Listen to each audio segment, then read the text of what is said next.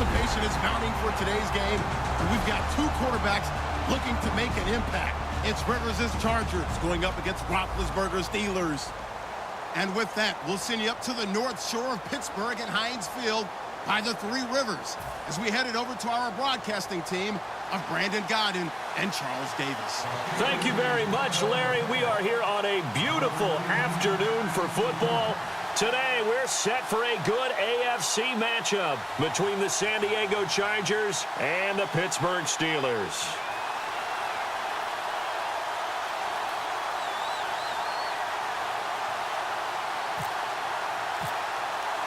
On to get us started now, the kicker, Chris Boswell. And with towels waving, we're underway from Heinz Field. This is taken at the 3. And not a bad return here. He gets it out to the 25-yard line.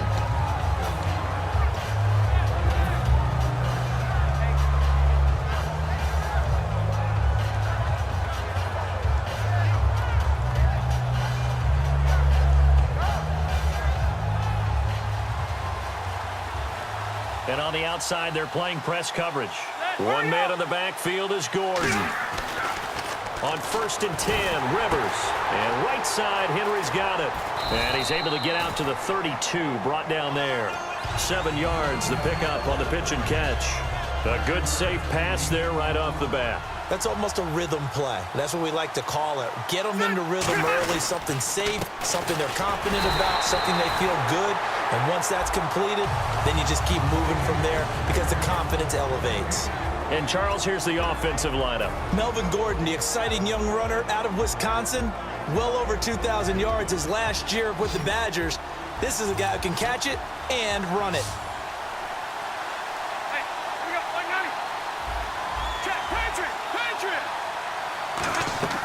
Third and short yardage, Rivers.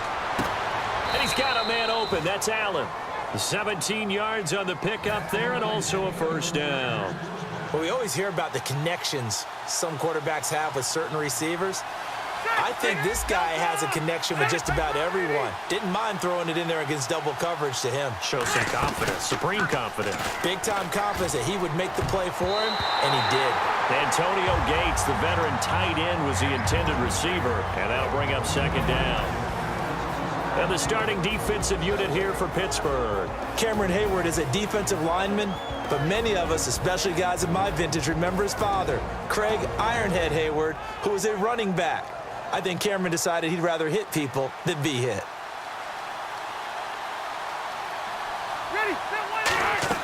On second down, Rivers again. Sets up the screen to Gordon. And he's got room. There goes Melvin Gordon. And all the way in. Touchdown, San Diego. Melvin Gordon, 50 yards. And the Chargers have taken a first quarter lead. And he's able to put it through. And Lambeau now, after the touchdown, he'll kick this one away. This fielded a few yards into the end zone. And the decision to bring it out is going to cost him about 7 yards all told as he's taken down back shy of the 20.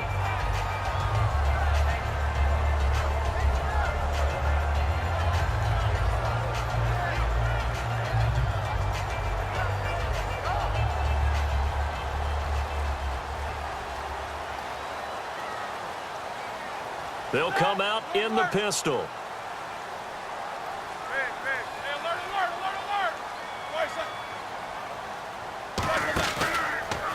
Now a carry for the former Michigan State man, Le'Veon Bell. It's a loss of 4 there, bringing up second down. The defense won that play so fast that I think if the running back even had time to notice if anyone was there, it was just a blink of an eye, and there was a loss on the play.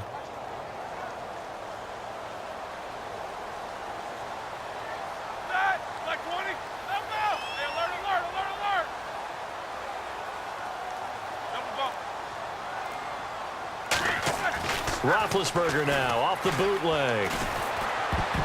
His throw incomplete. He was looking for his big tight end there, Jesse James. And it's third down.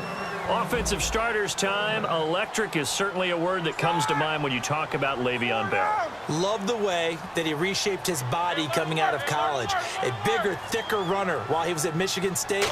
Lost weight, became more of a whippet in the NFL. And now no one can tackle the guy, whether he's running it or catching it. And he can't quite intercept it. Zone coverage, free safety was there. Couldn't come up with it, and now it's 4th down.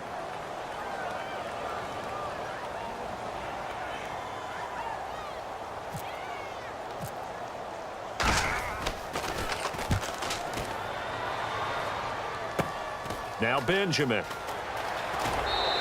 They'll score that a 36-yard punt, and the Chargers will be set up pretty well as they take over in great field position. Out comes the San Diego offense as they get set to see what they can do here. And that recipe on their last drive that resulted in a touchdown looked pretty good, so they'll be hoping to do that once more. And it takes me back to when we sat with the offensive coordinator and the head coach. They felt pretty good about their game plan and thought there were some holes in the defense, and they exploited them the last time out. Let's see if they can come back and put together a similar drive. And we'll see if they can do just that. So incomplete on first. Let's see what second down has in store. They'll run it now out of the gun. Only a yard on the pickup there, so it leaves them needing a conversion here on 3rd and a tough 9. I know an injury knocked Melvin Gordon out of the last couple of games, so he missed his opportunity to get to 1,000 yards. But does the injury hurt more, or just the fact he didn't get that 1,000 yards? Yeah, he was on pace for it, obviously. But coming into the season, people were saying this is going to be a good year for him, and we're going to see a bright Melvin Gordon in the future. We saw glimpses of it. They restructured their offense in order to give him better opportunities, and he took advantage of it. Scary. He's only 23, folks. The goal of every offense is to move the chains, pick up first downs. A nice job finding an open receiver for a completion. First down, Rivers. And no escaping this time as he'll go down. They got him for a sack. A well-designed corner blitz that gets him for a loss of 8 yards.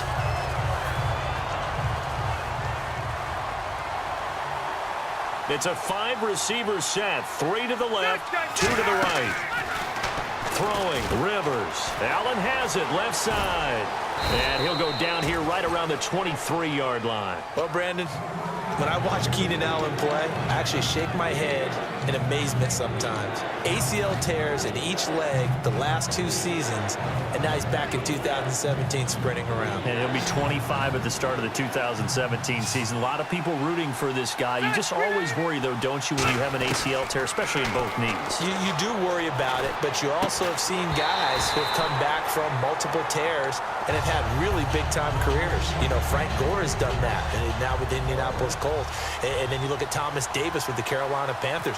3 times in the same knee and has come back and had an extraordinary career. So I like the odds for Keenan Allen, and Phillip Rivers really wants him back in a big way. He's his #1 target. So it's a 7-play drive, but it stalls out in the end. Let's credit the defensive front 7. They were a little leaky at the start of the drive, but they stiffened toward the end. And a short kick, taking it about the 16. Fighting him off. Just ran right through the trash. And they're going to wind up with pretty good starting field position as they get it up past the 35. And the Steelers set to take the field. And on the first drive, 3 and out. And I know that these are professional athletes, but I would imagine sometimes you get the nerves at the beginning of a game still, don't you? Those don't ever go away. And typically what I've heard from guys and what I remember from playing, if you don't have nerves at the start of a game, it's not going to be a great day for you. You're not really ready to play. So finding a way to harness those nerves and not let them affect you in a negative way, that's what all the guys are looking for. Alert! All right, here we go. A fake to Bell. Now it's Roethlisberger. It's caught. It's the former Charger, Ladarius Green. A good pickup there, 26 yards. You know, when I see passes like that, I'm reminded of something you and I talked about yesterday. Big Ben was a wide receiver the first 3 years of high school, sitting behind the coach's son, and then he finally got that opportunity. Under pressure, and he'll go down. They'll sack him on what ought to be the final play of this first quarter. Back with Charles Davis, Brandon Gaudin. It's Steeler football to begin quarter number 2, but they face a 2nd and long to start things out. Again, we'll see the pistol here. Two.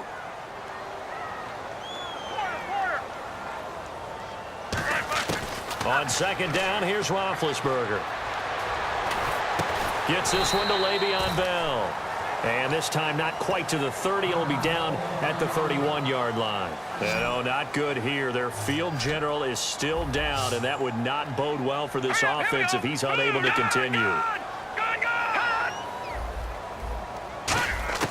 And now a first chance for the backup here to throw. Looking for his running back, and he's got it. And he's going to get the first down as they bring him down at the 23. 8 yards on the pickup there, and it moves the sticks. And Brandon, from our time in college football, where receivers weren't running the traditional NFL route tree, one thing they did learn, find open areas, find soft spots, and set up and catch the ball. And I think we just saw that there. Yeah, we saw that indeed, picking up the first. They hit that crossing route really well. Excellent timing, puts it right on him, and he keeps running. Yeah, turned it upfield for good yardage. And he is going to lose yardage here. It's a loss of 8 there on the first down play. Well, so much for all the time that you spend in practice, because for offensive linemen and running backs to get in sync, that requires a ton of practice time, a ton of watching time. And he's going to have to eat this one as down he goes. Kyle Emanuel in there to get him his second sack now of the afternoon. Well, in my time in football, I've yet to see a playbook that draws up offensive plays designed to lose yardage. A running play loses yardage on first down. They try and throw it, take a sack on second down. What can the offensive coordinator come up with here on third down? Way back at the 17 now after the loss. It's 3rd and goal. Hurry up, here we go. Blue, land it. Good. Over.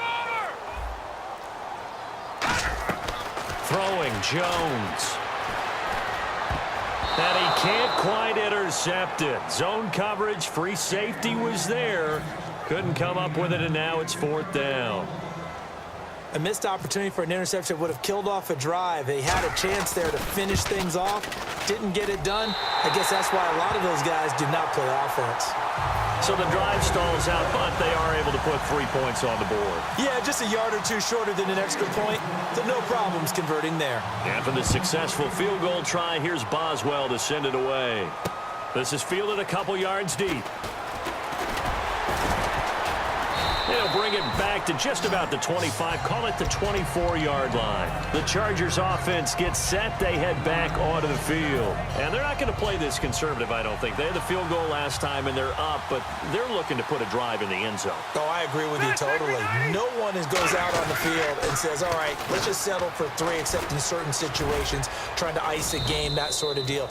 Most of the time, it's end zone, and that's what you're thinking, and I believe that's exactly what they're thinking as they begin this one. Yeah, no quarterback ever goes out there saying, hey, let's get 3, right? Not one that I've ever met. Ready. Now a second down throw for Rivers, and he slings one that's incomplete. He was looking for Antonio Gates that time, and that takes us from 2nd to 3rd down.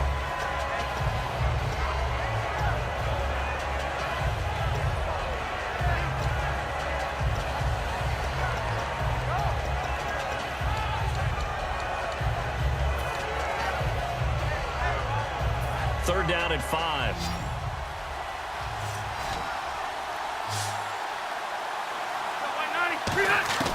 Working out of the gun, Rivers. And this is going to be incomplete. He was looking for Travis Benjamin that time. And that brings up 4th down. On 4th down, it's Drew Kaiser on to kick it away for San Diego. Back deep for the Steelers, Antonio Brown.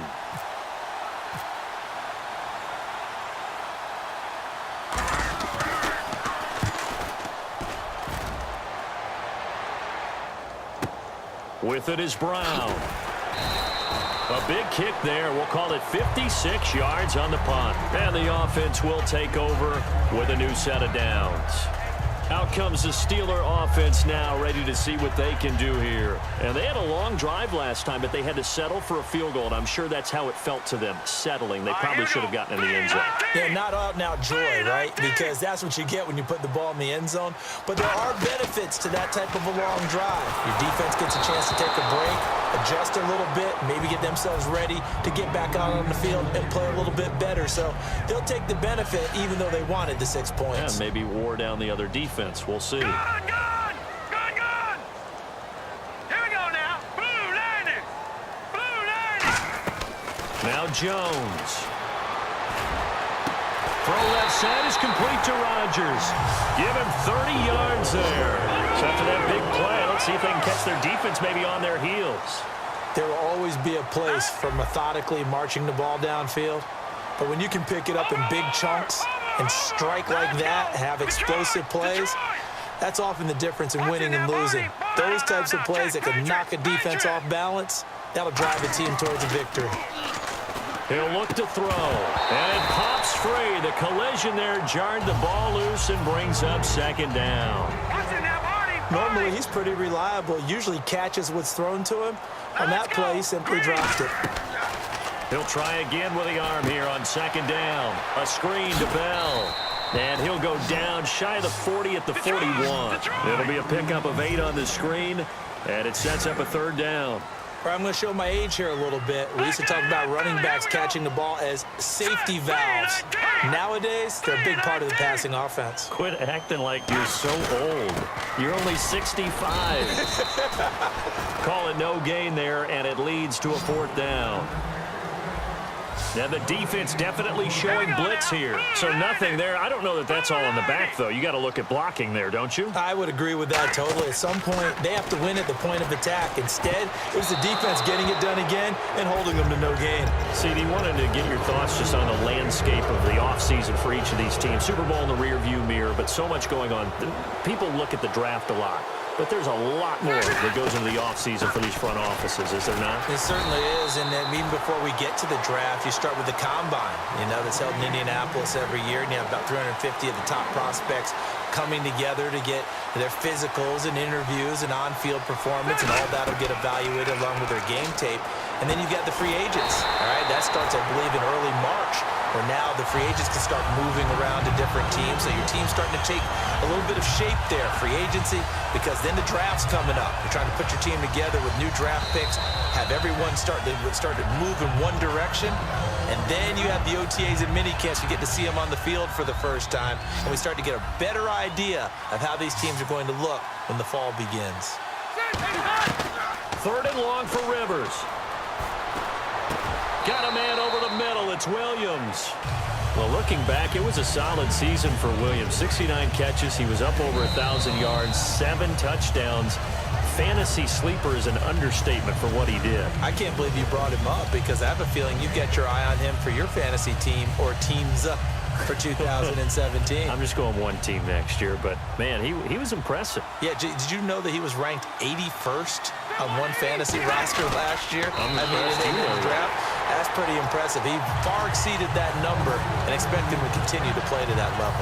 Now the Steelers offense gets ready to get back onto the field. And this offense last time turned it over, went for it on fourth, didn't get it. They're lucky, though, because no points against the team on the board, but we'll see how they respond. Yeah, they got to get a lot of credit to their defensive teammates, don't they?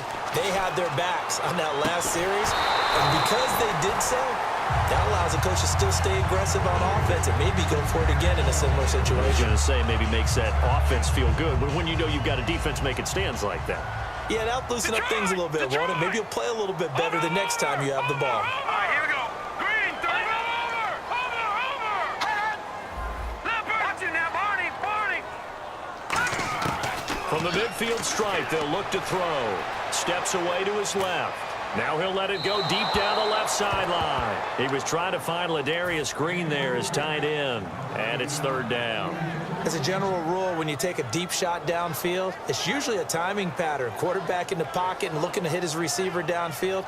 But when he has to move outside of it, timing often gets thrown off, and on that play, that caused the incompletion.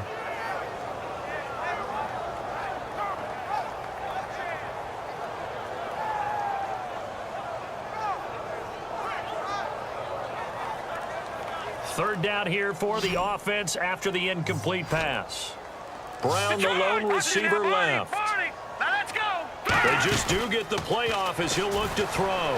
He'll bite, and he can't find a receiver, and he's brought down. Now the Chargers are going to look up here and signal for a timeout. It's just their first, so they'll have 2 remaining here before we get to halftime.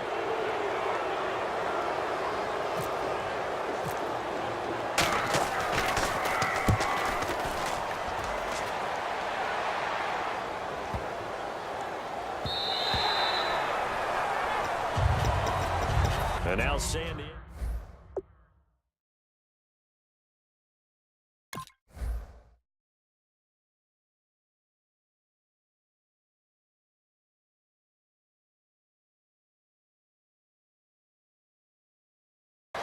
That was planned going into it, not necessarily to not get the first down or to have the defense have to hold up. But he trusted his defense. Trusted his defense very much, and I think that's how he's going to play this game. Go for it. Be aggressive, because I've got the wild bunch backing me up over here on my own sideline. We'll see what his offense can do. And that is, I think he caught it. He did, but they'll say out of bounds. It'll be incomplete. Let's look ahead for a quick minute. We don't have the schedules yet for next year, but what we do have are the 5 international games that will be played, 4 in London and then 1 again in Mexico, Jacksonville, Baltimore, Miami, New Orleans, Cleveland, Minnesota, Rams, and Arizona. Those in London, and then Mexico's going to get a great game. The Raiders and New England. Yeah, you're exactly right. And just think about the ones in London. Remember, they're splitting them between the 2 different stadiums in London, so they get a different flavor in all these places. But Mexico, for the 2nd straight year, the Raiders are coming to town. That should be a whole lot of fun. Should be a ton of fun and a very good matchup. A good pick up there, 26 yards. On any given pass play, you never know exactly where your exit points are going to be. On this play, he was flushed to his left, still on the run, able to accurately throw the football for a nice first down. Sets up the screen to Gordon. He can't bring him down. The weight room does work. And taking it across midfield and just shy of the 40. Now whistles come in. We're going to get a timeout here by the offense. So that means they're down to 1 remaining here as we head toward halftime. First down, Rivers. Across the formation, he's got a man. That's Allen. A good pick up there. 8 yards on the first down completion.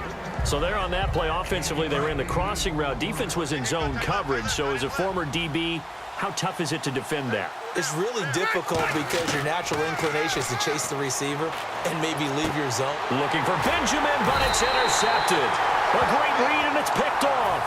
And they're going to take over right there at the 22-yard line. And Pittsburgh getting set to take the field. And with time quickly fading here in the 2nd quarter, not sure how aggressively, offensively they want to play this.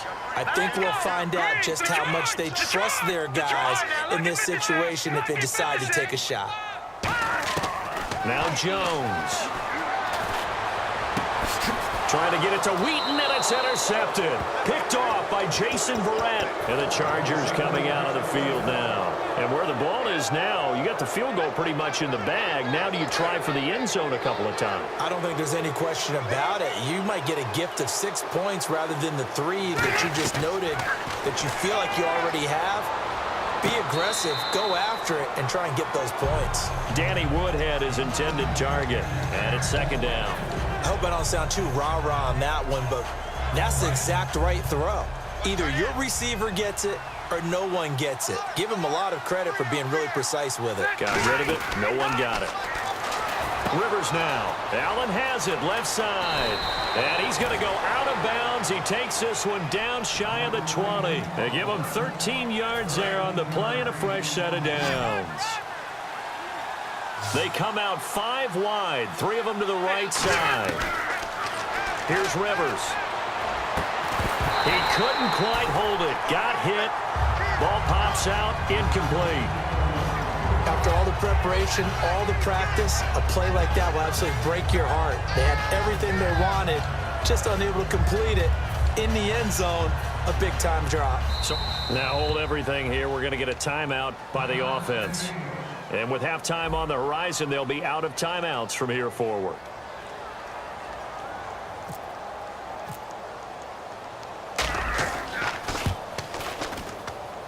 And Lambeau will put this one through, and they will stretch their lead to 10 now at 13-3.